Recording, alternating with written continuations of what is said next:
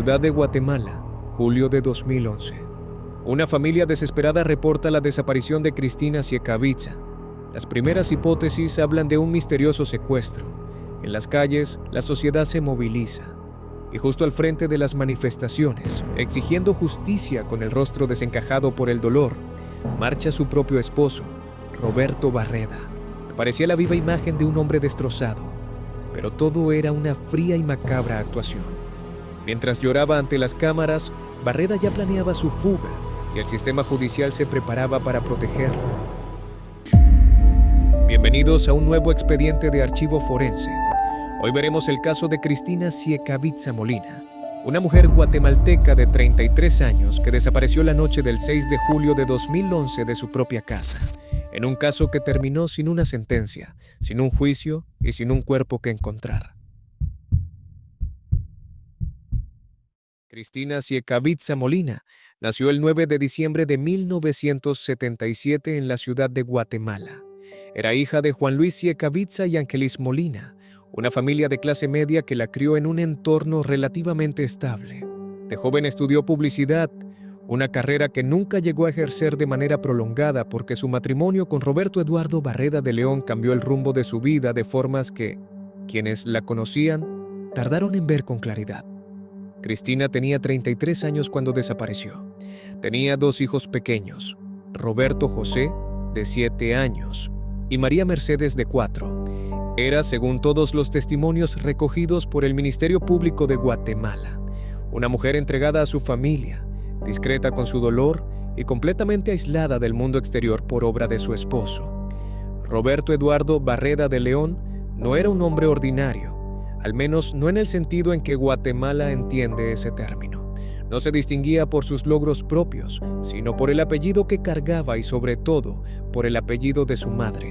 Beatriz Ofelia de León Reyes era abogada, magistrada y había sido la primera mujer en presidir la Corte Suprema de Justicia de Guatemala entre 2005 y 2006. Era, en el lenguaje no escrito del país, una mujer con poder real, conexiones en el organismo judicial, acceso a los pasillos donde se toman las decisiones, el tipo de influencia que no se menciona en los títulos, pero que se ejerce en silencio y con efectividad. Roberto Barreda creció en ese mundo, y cuando llegó el momento de protegerse, sabía exactamente a quién llamar. Lo que ocurrió al interior del matrimonio entre Roberto Barreda y Cristina Siecavica fue reconstruido pacientemente por los investigadores del Ministerio Público a través de decenas de testimonios, entrevistas y peritajes psicológicos. El cuadro que emergió era el de una violencia sistemática y prolongada, ejercida en 3 dimensiones: física, psicológica y económica. Barreda controlaba los movimientos de Cristina, sus relaciones sociales y sus recursos. Le prohibía trabajar, no le permitía administrar los gastos del hogar, la mantenía económicamente dependiente y socialmente aislada, lejos de las redes de apoyo que hubieran podido ayudarla a salir. Era, en los términos que la criminología usa para describir este patrón, una víctima de control coercitivo, un mecanismo de dominación que no siempre deja moretones visibles, pero que erosiona sistemáticamente la capacidad de una persona de tomar decisiones libres sobre su propia vida. Quienes conocían a Cristina dijeron que nunca hizo pública la violencia que vivía en la intimidad del hogar. Sonreía. Participaba en los eventos sociales que Barreda consideraba aceptables. Criaba a sus hijos y cargaba en silencio con todo lo demás. Esa discreción, que en otro contexto podría leerse como fortaleza, fue también la razón por la que nadie intervino a tiempo. El 5 de julio de 2011, la familia Barreda Siecavica celebró el cumpleaños del hijo mayor, Roberto José. Era el día antes de la desaparición. La casa en Los Manantiales, con sus 2 plantas, sus gradas de madera y su jardín cerrado por las paredes del condominio, estuvo animada con la presencia de niños y familiares. Al día siguiente, todo cambiaría. Las investigaciones posteriores reconstruirían ese día final a través del testimonio de una sola testigo presencial, Petrona Olga Say Velázquez, la empleada doméstica que llevaba 5 años trabajando para la familia y que esa noche estaba en la casa cuando ocurrió todo.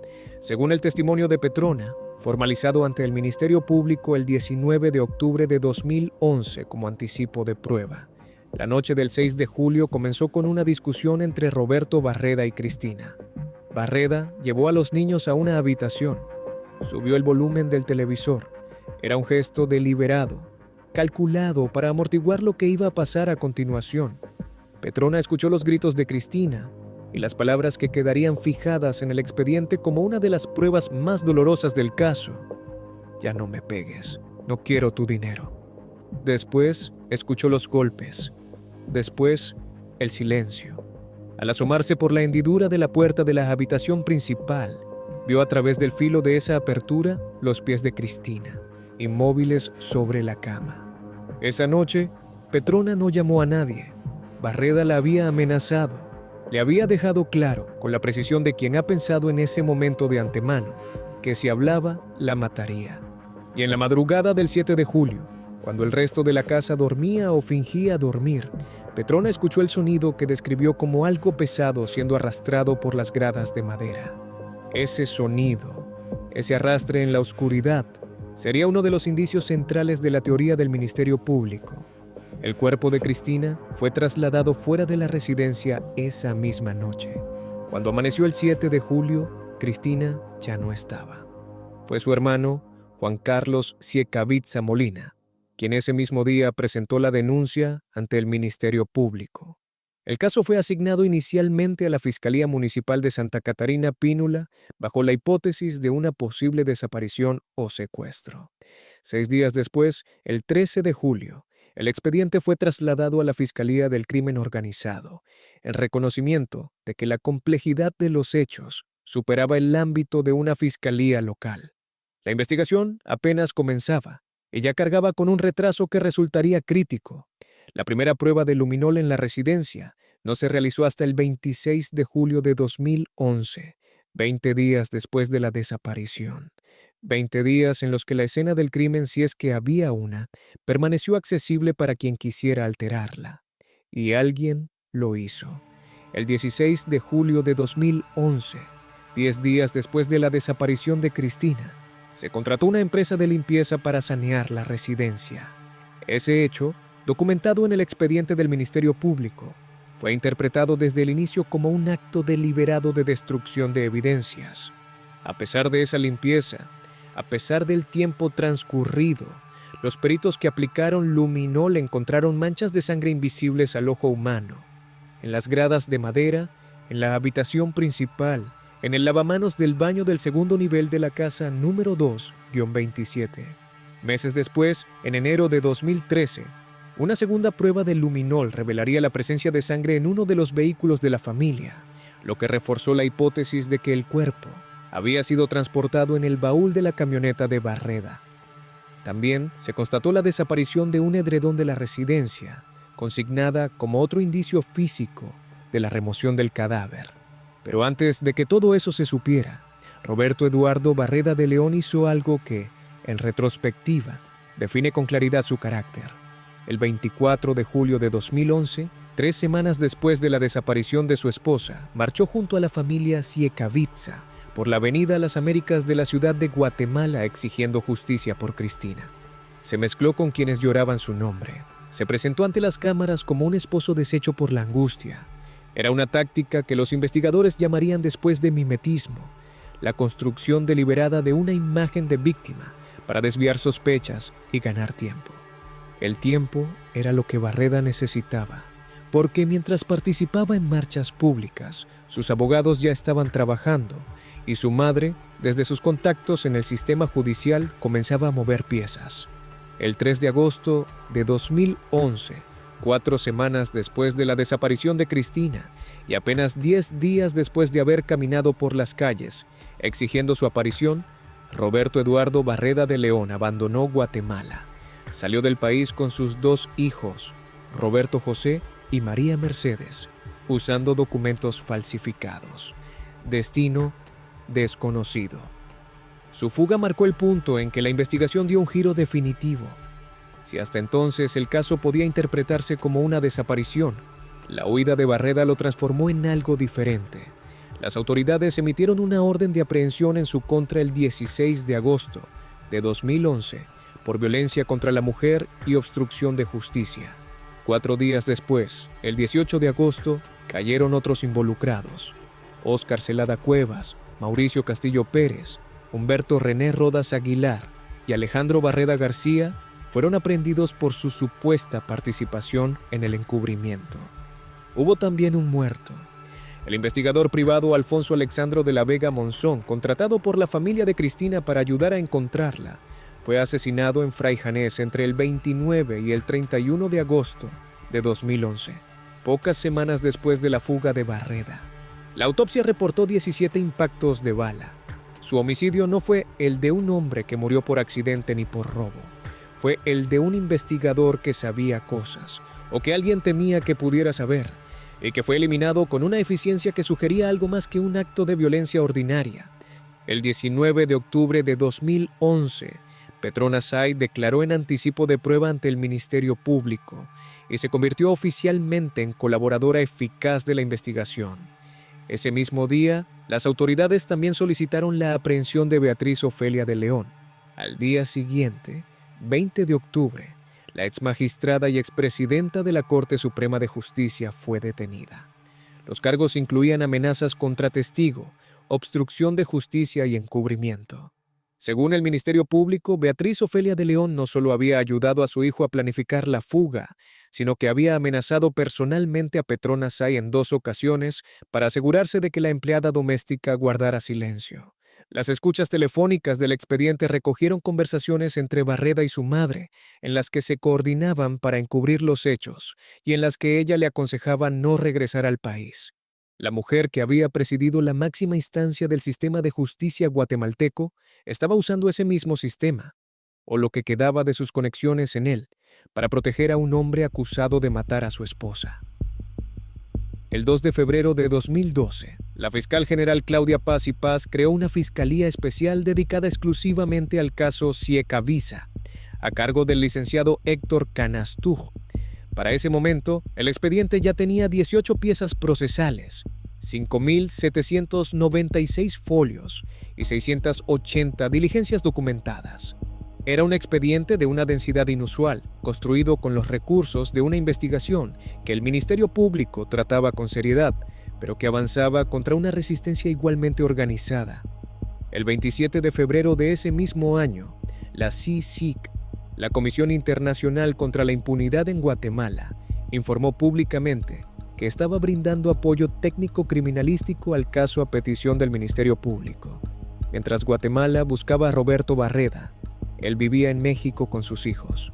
Durante 827 días permaneció prófugo, oculto bajo una identidad falsa, Carlos Roberto Barreido Villarreal, un nombre construido con variaciones sutiles del suyo propio.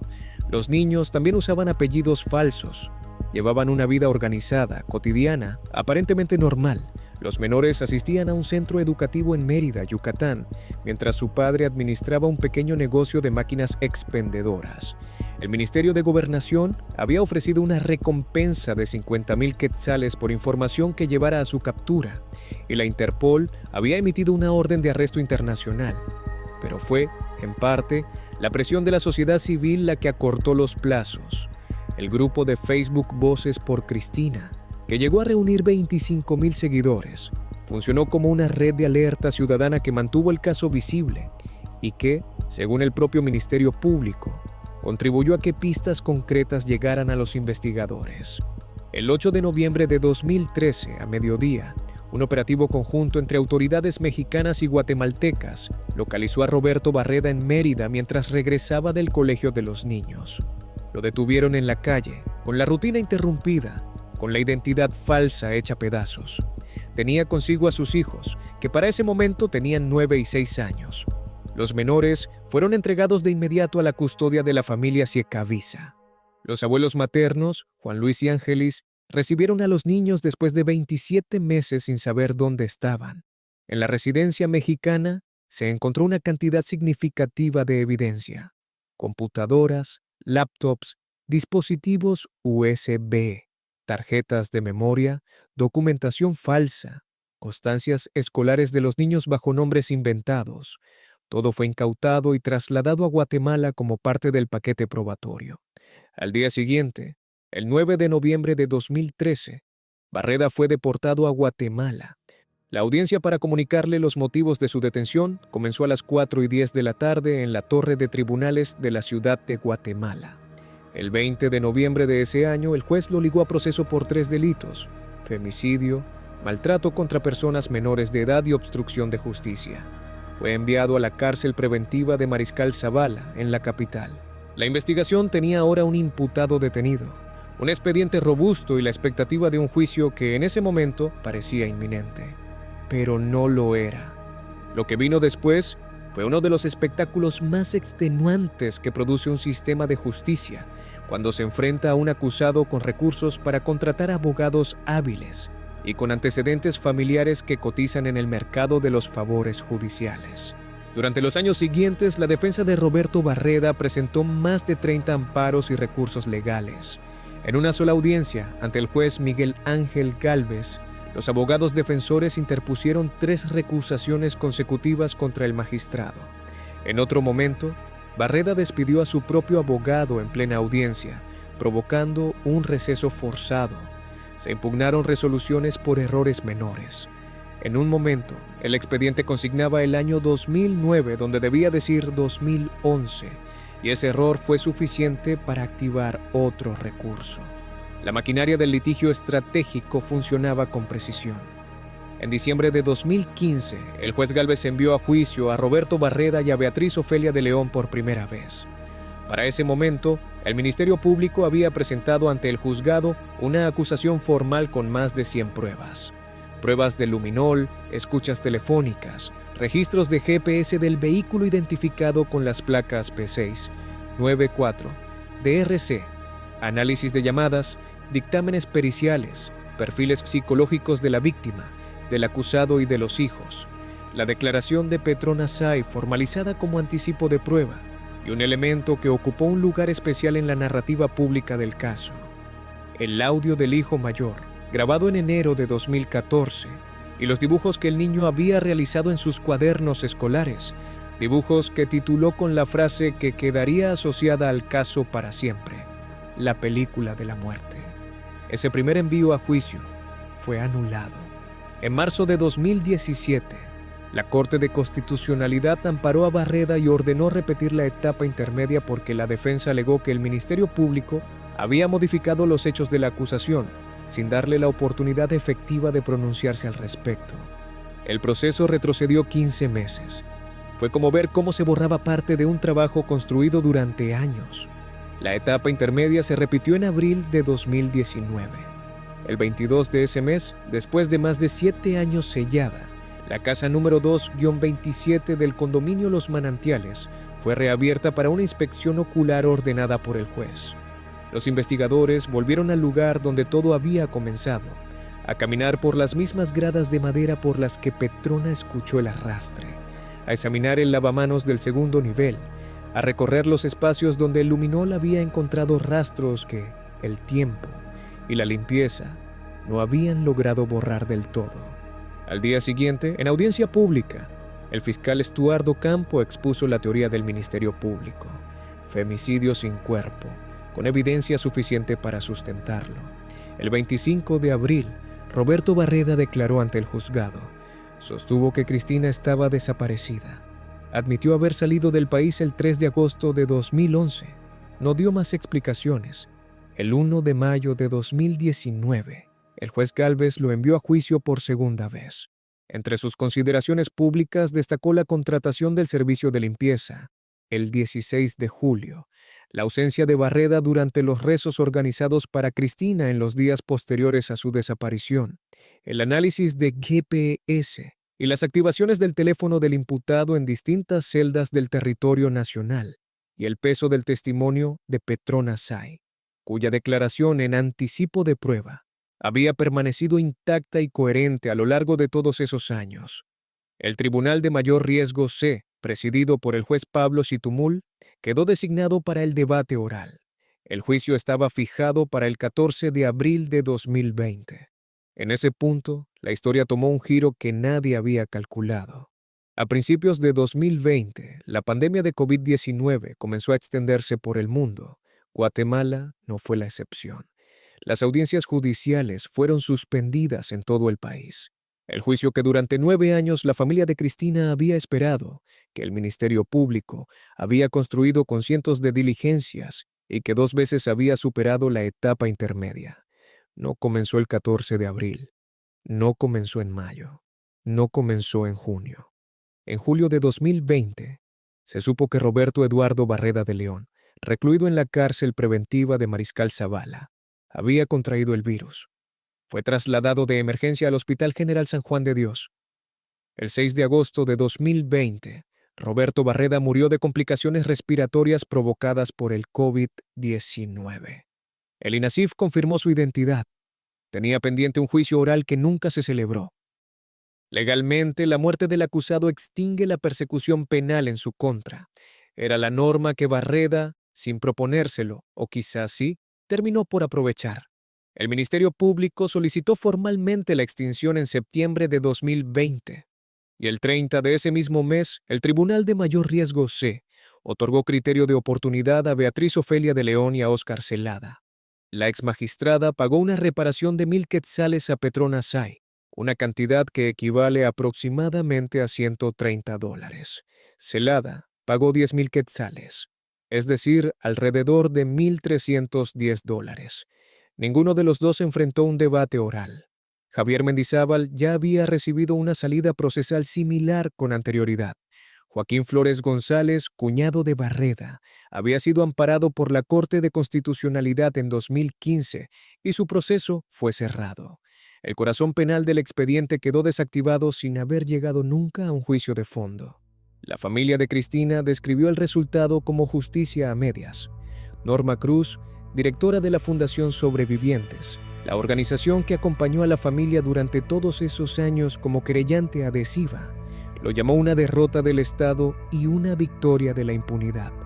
Juan Luis Cavitza, el padre de Cristina, dijo en una entrevista con La Hora en 2020 que convivir con la impunidad resultaba incluso más duro que convivir con la incertidumbre. Era la frase de un hombre que había pasado 9 años esperando que el sistema funcionara y que había visto cómo ese sistema se detenía, retrocedía, se enredaba en sus propios mecanismos y finalmente se vaciaba de sentido sin producir una sola condena. Lo que siguió fue diferente a un proceso judicial. Fue una búsqueda. Desde 2013, el Ministerio Público había realizado decenas de exhumaciones en cementerios, fincas y zonas rurales de todo el país. Para 2015 se reportaban más de 51 análisis genéticos realizados a osamentas femeninas encontradas en distintos puntos del territorio, todos con resultado negativo. El cuerpo no estaba en ninguno de esos lugares. En abril de 2023, el Ministerio Público abrió una nueva línea de búsqueda que conectaba el caso con la banda criminal Sierra Obando, una organización dedicada a la extorsión y el secuestro con vínculos documentados dentro de las fuerzas de seguridad y a la que se le atribuían al menos 100 muertes.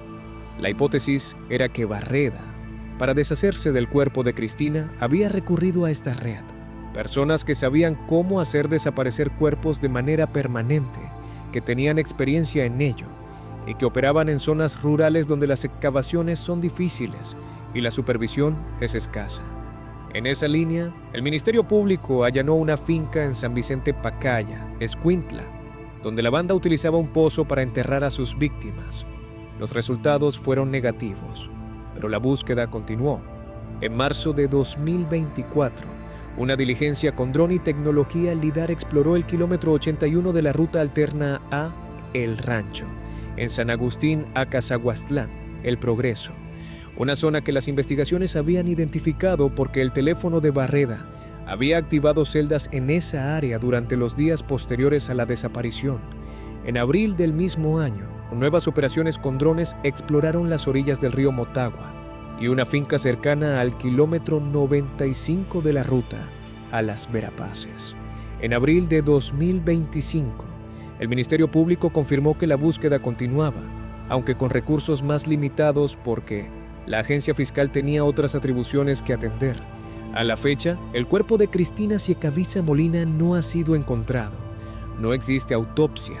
No existe confirmación forense de causa de muerte. No existe condena. Solo existe un expediente que acumuló pruebas durante años, que superó 2 veces la etapa intermedia, que nunca llegó a un debate oral porque el principal sospechoso murió antes de que el sistema terminara su trabajo, y que fue sellado con la impunidad que la familia de Cristina había temido desde el principio. El caso dejó, sin embargo, algo más que silencio. La movilización ciudadana que generó fue sin precedentes en Guatemala para un caso de femicidio.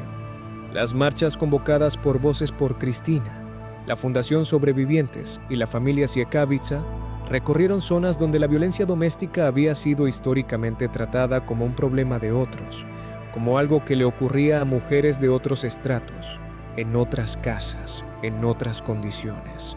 El caso Siecavica demostró que eso era una ilusión, que la violencia no distingue código postal, que un hombre puede controlar, aislar y matar a su esposa en una residencia de un condominio cerrado, con empleada doméstica y 2 hijos durmiendo en el piso de arriba, y que si tiene el apellido adecuado y la madre con los contactos correctos, el sistema puede retroceder una y otra vez durante casi una década sin producir una sola sentencia. La activista Norma Cruz lo dijo con una claridad que fue citada muchas veces durante esos años. Guatemala creía que la violencia machista era solo cosa de pobres, que en las altas esferas esos crímenes no se veían. El caso Siecavica destruyó esa narrativa. En julio de 2024, al cumplirse el 13º aniversario de la desaparición de Cristina, la Fundación Sobrevivientes organizó un homenaje y le dio su nombre a uno de sus salones. En ese acto estuvieron presentes Juan Luis Siecavica y Ángelis Molina. También estuvieron sus nietos, los hijos de Cristina, Roberto José, que tenía 20 años, y María Mercedes, que tenía 17. Los niños, que habían estado en una habitación aquella noche de julio de 2011 con el televisor encendido a todo volumen, escuchando ruidos sin entender del todo qué eran, crecieron bajo el cuidado de sus abuelos maternos. Crecieron sin respuesta oficial sobre lo que le pasó a su madre. Crecieron en un país que no pudo darles justicia. El caso Cristina Siecavica es muchas cosas al mismo tiempo. Es un femicidio que el Estado guatemalteco no pudo juzgar. Es la historia de una mujer que vivió en silencio una violencia que los demás no quisieron o no pudieron ver a tiempo. Es el retrato de cómo el poder, cuando tiene abogados y conexiones y tiempo suficiente, puede utilizar las herramientas mismas de la justicia para negarla. Es también, y esto importa, la historia de una familia que durante 13 años no dejó de buscar ni de exigir, de una sociedad civil que mantuvo vivo un nombre cuando el sistema intentaba dejarlo caer en el olvido, y de miles de mujeres guatemaltecas que encontraron en ese nombre la expresión de algo que muchas de ellas conocían demasiado bien. El cuerpo de Cristina todavía no ha sido encontrado. La búsqueda, con menos recursos, pero sin haberse cerrado formalmente, continúa. En algún lugar del territorio guatemalteco, en algún pozo, en alguna ribera, en algún rincón de tierra removida hace 14 años, puede estar la última pieza de este expediente. La pieza que nunca llegó al proceso, la que hubiera cambiado todo. Este caso plantea una pregunta que no tiene respuesta fácil y que les dejo a ustedes. Cuando el sistema de justicia permite que el tiempo, los recursos económicos y las conexiones políticas determinen si un crimen llega o no a juicio, ¿a quién protege realmente ese sistema? Así termina este archivo. Si quieres que sigamos abriendo casos como este, suscríbete y activa la campanita para no perderte los próximos expedientes. Y en los comentarios, cuéntanos qué caso te gustaría que investigáramos después. Esto fue Archivo Forense. Hasta la próxima.